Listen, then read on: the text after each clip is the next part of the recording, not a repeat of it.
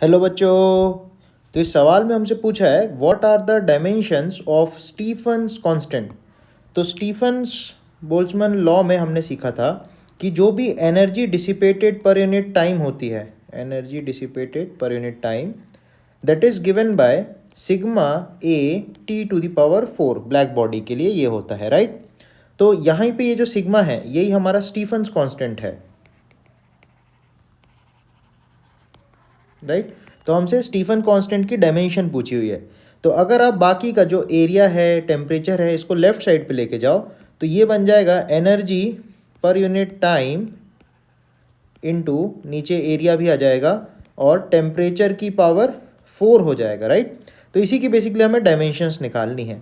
तो एनर्जी को आप लिख सकते हो, जैसे एनर्जी की जो भी डायमेंशन होगी वो वर्क की भी डायमेंशन होती है।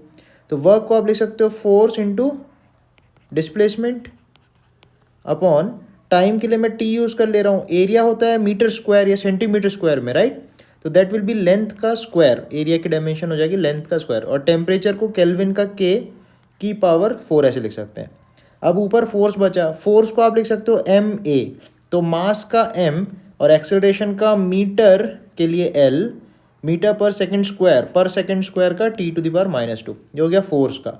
और डिस्प्लेसमेंट के लिए हम एल यूज़ कर सकते हैं, whole upon time into area का एल स्क्वायर इंटू टेम्परेचर के टू द पावर 4।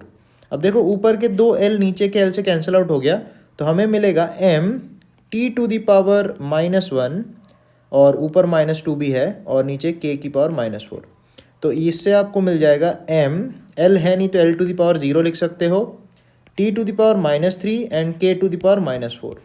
तो अगर चारों ऑप्शन में आप देखोगे तो option D is the correct answer. Thank you बच्चों।